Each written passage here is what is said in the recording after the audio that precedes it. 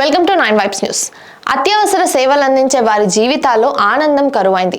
3 నెలలకు పై నుంచి వేతనాలు అందక పండగలకు పస్తులుండాల్సిన పరిస్థితి నెలకొంది. సంక్రాంతికైనా జీతాలు అందుతాయో లేదో తెలియని దుస్థితి. రాష్ట్ర వ్యాప్తంగా 108, 104, 102 ఉద్యోగులు జీతాల కోసం పారిశుద్ధ్య కార్మికులు అంగన్వాడీల తరహాలో ఆందోళన బాట పట్టాలని యోచిస్తున్నారు.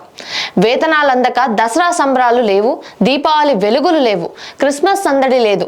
ఇప్పుడు సంక్రాంతికైనా చెల్లిస్తారో లేదోనని అత్యవసర సేవలు అందించే 108, 102, 104 సిబ్బంది వాపోతున్నారు.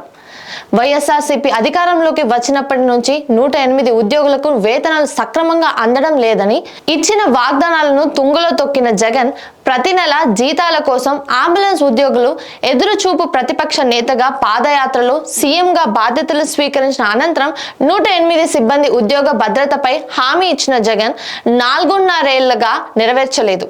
కనీసం వారికి సకాలంలో వేతనాలు అందేలా చర్యలు తీసుకోవడం లేదు.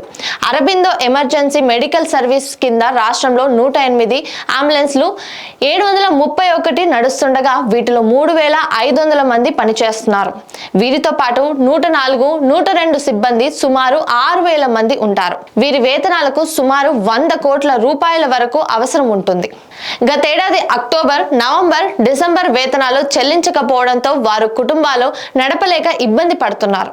108 అంబులెన్స్ల నిర్వహణ బాధ్యతలను రాష్ట్ర ప్రభుత్వం అరబిందో సంస్థకు అప్పగించింది. ప్రభుత్వం నుంచి నిధులు రాకుండా కనీసం 3 నెలల పాటు సదరు సంస్థ కార్యకలాపాల్లో సమస్యలు రాకుండా చూడాలి. ఈ నిబంధనలతోనే 3 నెలల వేతనాలు ఆగాయని, తమకు 6 నెలల నుంచి చెల్లింపులు నిలిచాయని యాజమాన్యం చెబుతోందని ఉద్యోగులు ఆవేదన వ్యక్తం చేస్తున్నారు.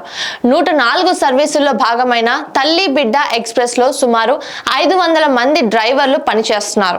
వీరికి నెలకు చెల్లించేది 12,000 రూపాయలు మాత్రమే.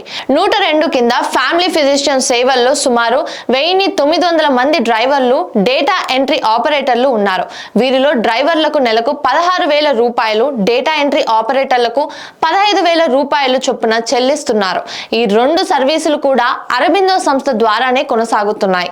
వీరందరికీ 3 నెలలుగా వేతనాలు అందలేదు. ప్రతిపక్ష నేతగా పాదయాత్ర సమయంలో 108 సిబ్బందికి ఉద్యోగ భద్రత కల్పిస్తామని జగన్ హామీ ఇచ్చారు. సీఎంగా బాధ్యతలు స్వీకరించిన తర్వాత హామీని అమలు చేయకపోవడంపై ఉద్యోగులు సమ్మె చేపట్టగా వారికి భరోసా ఇచ్చారు. కానీ ఇప్పటికీ ఉద్యోగ భద్రత లభించలేదు. సెలవులు, పిఎఫ్, ఈఎఫ్ఐ వంటి సౌకర్యాల విషయంలోనూ నష్టపోతున్నారు. Please like, share, subscribe to 9 vibes news.